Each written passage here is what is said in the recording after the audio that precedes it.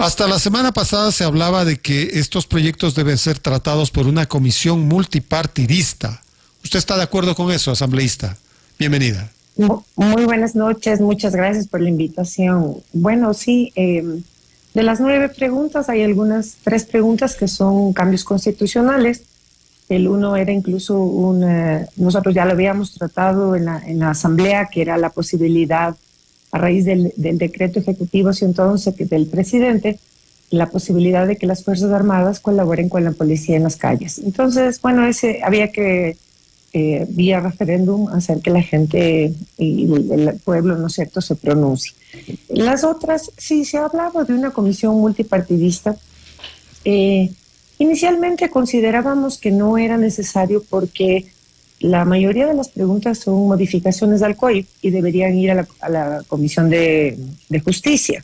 Y cada una de las, por ejemplo, en el caso de la ley de extinción de dominio, esa ley se trató en la Comisión de Régimen Económico y Tributario, justamente en la que estoy. Entonces, si hubiera alguna modificación, debería ser tratada directamente ahí. Pero con el trámite, hay muchísimas leyes que están en proceso, muchas en las comisiones están trabajando intensamente. Creo que había un acuerdo en el Pleno de que cada uno de los bloques envíe un legislador para formar esta comisión ocasional que pueda tratar estos temas de la manera más ágil, más rápida. Si bien es cierto que el presidente tenía 5 días para enviar los proyectos de ley, una vez publicados los resultados de la consulta, nosotros teníamos 60 días para tramitar cada una de las preguntas. Y la idea es que se ha puesto un plazo máximo de 30 días. Incluso el presidente Henry Kronfle ha planteado de la posibilidad de que se evacúen lo más rápido posible en alrededor de unos 20 días. Que eso sí se podría hacer desde una comisión que solamente se dedique a eso. Asambleísta, con respecto a las preguntas que perdieron, usted recuerda la pregunta del trabajo por horas y del arbitraje internacional. En los últimos días de la semana pasada, la ministra de Trabajo dio a conocer que se puede generar trabajo por horas mediante acuerdos ministeriales. ¿Cómo ve usted esa posición del Ejecutivo? Bueno, la verdad es que no hemos visto, hemos visto el pronunciamiento de la ministra, no hemos visto el proyecto que tiene o cómo lo quisiera implementar. La verdad es que yo creo que en eso hay que ser muy respetuosos con un poco el pronunciamiento de la gente, del pueblo. Si la gran mayoría de ciudadanos no está de acuerdo en el trabajo por horas, creo que es importante, ¿no es cierto?, que se tome en consideración eso. Más allá de eso, creo que hemos hablado un poco de la precarización del trabajo, pero yo pregunto una cosa, ¿qué más precario que no tener trabajo? Entonces, siempre y cuando las condiciones que se emitan a través del ministerio, en el sentido de que se respeten los derechos de los trabajadores adquiridos durante años, habría que ver cómo es el tratamiento. No me podría pronunciar ni en sí ni en no, porque no hemos visto cómo lo quieren plasmar. Yo creo que más allá del método, la metodología o la forma que usemos, ¿no es cierto?, creo que lo más importante es buscar todas las alternativas para aumentar la capacidad laboral del país, o sea, que la gente tenga un espacio laboral. Es que los grupos que propiciaron el no, particularmente en esta pregunta, lo que le están diciendo ahora es que el Ejecutivo tiene que respetar el pronunciamiento de las urnas, que ciertamente es masivo, es contundente, y que deje así, ¿no es cierto?, el Código de Trabajo y toda la normativa del trabajo. Ahora, en la Asamblea, de igual manera, usted debe haber escuchado, el Partido Social Cristiano, mediante 2 de sus legisladores, están proponiendo alternativas al trabajo por horas, pero claro, desde esa instancia, desde el legislativo. ¿Cómo ve esto? Bueno, sí, vi que dos compañeros, 2 legisladores socialcristianos, Jorge Gaiturri, me parece, y Vicente Tayano, han planteado la posibilidad de un proyecto en el que se vuelva a establecer el trabajo por hora. Desde la Asamblea nosotros podemos tramitar ese tipo de reformas. Desde los ministerios es un poco más complejo, porque el ministerio lo que puede armar desde el reglamento una vez que está aprobada la ley. Con las leyes orgánicas que existen, ellos pueden modificar los reglamentos, pero Más allá de eso, no. Entonces, sí nos gustaría, tanto del lado del Ejecutivo como del lado del Legislativo, ver cuáles son las propuestas que existen, porque yo creo que la gente no se ha pronunciado en contra del trabajo, ni en contra de la posibilidad, aunque sea parcial, de conseguir un trabajo. Yo creo que la gente se ha pronunciado primero en un desconocimiento y una falta de información de parte del Ejecutivo, que fue quien propició esta pregunta, y hubo mucha mala información. Se habló primero de valores por hora desde $2 hasta $12. Entonces, sí creo que es importante que se establezca realmente cómo es y mientras cumpla con todos los requisitos. No se olvide una cosa, el Código del Trabajo actual ya contempla un trabajo parcial. Nosotros ya tenemos una posibilidad de un trabajo parcial. Por supuesto, no es por horas, pero sí es de tiempo parcial. Entonces, creo que en general nosotros lo que vamos a precautelar es la posibilidad de que se aumenten las condiciones de trabajo, que se aumenten las fuentes de trabajo, sin que la gente pierda los derechos adquiridos. Pero la respuesta es la misma para el legislativo como para el ejecutivo. Es decir, el electorado le dijo que no al trabajo por horas. ¿Por qué insistir en este caso? El mensaje va para los dos legisladores socialcristianos. Vamos a consultar, el día de mañana tenemos pleno, consultaremos con ellos, pero creo que más allá de eso yo hago un llamado en general a la gente a pensar en qué es necesario conseguir fuentes de empleo. O sea, nosotros mire que hay data del último tiempo, que hay 76,000 actas de finiquito laboral. 76,000. Entonces, estamos en un proceso de pérdida de espacios de trabajo formales y creo que es importante de alguna u otra manera precautelar que la posibilidad de que se amplíen estas fuentes de empleo, como vuelvo y repito, sin que se pierda la posibilidad de que la gente tenga y cumpla con todos los requisitos. Y que esto no sea un motivo, por supuesto, de que haya muchos... lastimosamente a veces tenemos recelo porque las actuaciones de ciertos empresarios pueden ser o se han visto en algún momento la gente afectada. Yo creo que si es que se busca una alternativa con una regulación seria, con un pronunciamiento serio, y creo que de lado y lado, tanto del legislativo como del ejecutivo, y por supuesto desde la sociedad civil, pero tenemos que buscar alguna alternativa laboral para la gente y creo que todas las propuestas son bienvenidas y habrá que analizarlas. No le puedo decir estaremos a favor o en contra porque habría que ver cuál es el planteamiento. 18:38, diálogo en Impacto Informativo con la asambleísta María Mercedes Herbst. Cambiamos de tema. En el plano fiscalizador, usted habrá visto que el ex ministro del Interior, Juan Zapata, no ha contestado al proceso que se le está planteando en la Comisión de Fiscalización. No ha contestado, no se ha defendido, no ha acusado recibo, ¿no es cierto?, de todo el legajo que se ha instrumentado. Se ha anunciado entonces que será juzgado en rebeldía.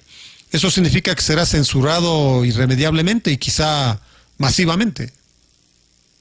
Seguramente, sí. Tenemos conocimiento de que no ha aportado ninguna prueba, ni siquiera ha comparecido una sola vez a la comisión. Pero no nos llama la atención porque con el exministro Santos Alvite, el que fue censurado la semana pasada, pasó lo mismo. El ministro no compareció a la comisión, no aportó pruebas de descargo, no aportó testigos ni ninguna cosa, no hizo ningún trabajo dentro de la comisión. Sin embargo, sí se presentó en el pleno el día del juicio. Entonces, posiblemente puede ser eso una alternativa, pero de no ser así, pues sí tendrá que ser procesado en rebeldía, porque esa es parte de la función fiscalizadora de la Asamblea, este control político. Hemos hecho algunas conversaciones con algunas de las bancadas, porque consideramos que a veces este control político es extemporáneo. El control político debe ser fundamentalmente el de los funcionarios que están en funciones, para que puedan incluso tomarlo como una advertencia, como un giro de timón, porque así debería ser el control político. Hacer un control político ex post, o sea, un poco estamos funcionando en este caso como Contraloría, una vez que ha fenecido el tiempo del funcionario, ha pasado el gobierno, si bien es cierto que al final es una sanción un poco pública de cuáles han sido sus fallas, creo que es un poco, y un poco comparto lo que la gente a veces afuera, en los medios y en las redes sociales y en todo, se queja de que ya no tiene como que mayor sentido esa sanción cuando el funcionario ya no está en su puesto, cuando ya no hay la posibilidad de una modificación. Entonces estamos buscando la alternativa, hemos conversado con algunos, estamos tratando de elaborar un proyecto en el que la fiscalización, si bien es cierto que tiene, la función legislativa establece una orden cronológico del ingreso de los juicios políticos, que en el Pleno, con mayoría, se pueda determinar también una prelación de acuerdo a la oportunidad, a la necesidad de la interpelación de alguno de los funcionarios. ¿Qué piensa, asambleísta Herbst, de este proyecto que están estudiando el correísmo y el Partido Social Cristiano? Ellos quieren aprobar una ley que condene el cambio de camiseta, que si es que eso sucede, que quien lo haga pierda la curul. ¿Qué piensa al respecto? Bueno, yo creo, yo mal haría, yo entré por un partido y al poco tiempo me desligué, no fui parte de la bancada. Sin embargo, considero una cosa, yo creo que es importante definir qué es el famoso camisetazo, porque el camisetazo es ir en contra de lo que uno planteó en la campaña y uno le planteó a su mandante. Y generalmente la mayoría de los asambleístas venimos de las provincias, y en las provincias cuando nosotros hicimos campaña, nosotros establecimos ciertos parámetros de lo que íbamos a llevar adelante. Yo creo que el salirse de esa línea sería hacer un camisetazo. Muchas veces que la estructura partidista a uno le lleva a veces a aceptar cosas con las cuales uno no necesariamente está totalmente de acuerdo y no son necesariamente parte del plan de trabajo y parte de lo que uno ofreció en la campaña. Entonces creo que sí es importante entender que yo entiendo que la gente lo puede ver como que uno ha cambiado de un partido, ¿no es cierto? Pero yo creo que si es que la persona sale del movimiento y se mantiene de manera independiente y es concordante y coherente con lo que ofreció y con lo que planteó durante la campaña a su mandante, pues ahí no habría un famoso camisetazo. Es que esta es una suerte de acción y reacción a lo que ha pasado últimamente, ¿no? Que han salido del correísmo 3 asambleístas, 2 del Partido Social Cristiano, y han ido a parar a filas del gobierno. Entonces ahí hay todo tipo de susceptibilidades, ¿no es cierto?, que se han levantado, muchas suspicacias. Se habla de cuotas de poder y se habla pues del inveterado hombre del maletín, pues, de asambleísta. Bueno, es importante entender que, por ejemplo, en el caso del Partido Social Cristiano, algunos de los compañeros asambleístas que han salido del partido eran, usted ha oído que el bloque es social cristianos y aliados. Entonces, los que habían salido, unos de los que habían salido eran aliados, no eran necesariamente del partido. Considero que no, o sea, es incorrecto que uno opte por una postura diferente con la cual uno llegó a la Asamblea. Uno llegó con un proyecto político y un proyecto de llevar adelante de las necesidades de la provincia o del sector al que uno representa. Uno ha levantado un trabajo en el territorio y ese territorio a uno le da la voz para ser esa voz en la Asamblea. Claro, cuando vemos este tipo de cosas, de extremos, de que se salen de un movimiento, pongamos así, de izquierda y se van a la derecha, pues uno llama la atención. Mal haría yo en pronunciarme sobre el famoso hombre del maletín, porque no es algo que me conste realmente. Sin embargo, todos sabemos que en ese juego político cada uno de los bloques trata de conseguir mayor cantidad de adeptos, porque obviamente un número mayor permite ciertas circunstancias. Creo que es importante entender el movimiento político que hay por parte del gobierno, porque yo creo que al ya no tener una mayoría, yo creo que ellos quieren manejar la situación a través de los vetos presidenciales. Acuérdense que la Asamblea trata las leyes en primer debate, segundo debate, una vez que se aprueban, pasan y tienen la posibilidad de veto presidencial.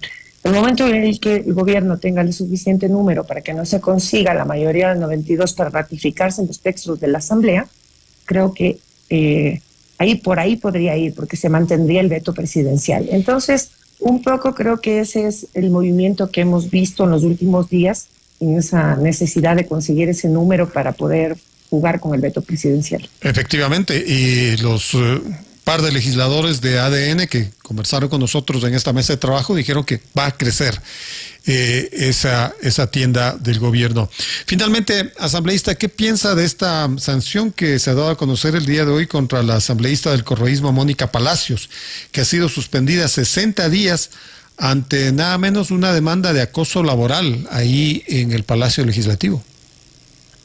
Bueno, en la Asamblea ya ha habido algunas sanciones, incluso en la Comisión de Ética y también en el CAL.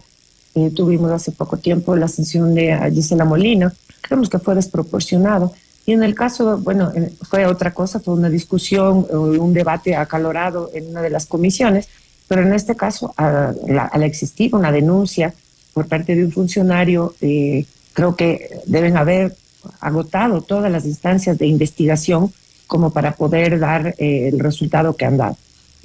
No soy parte del CAL, sin embargo considero que todas las personas tenemos que hacer respetar nuestros derechos y obviamente los derechos de las personas que trabajan con nosotros.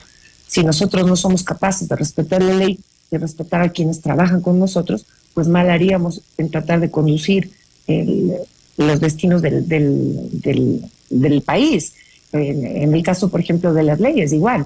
Nosotros, yo, por ejemplo, el día del juicio político al exministro Santos, voté en abstención, no porque no hubieran las causales suficientes, sino porque había avisos de ilegalidad en los procedimientos dentro de la comisión, y mal haríamos nosotros en sumarnos a algo que, aunque nos parezca que sí, por supuesto, es responsable, parte de la responsabilidad de lo que está sucediendo ahora con la crisis energética, no puede ser que arreglemos algo haciendo un proceso que está viciado, que tiene problemas. Perfecto, asambleísta. Le agradezco por sus opiniones. Gracias por esta charla.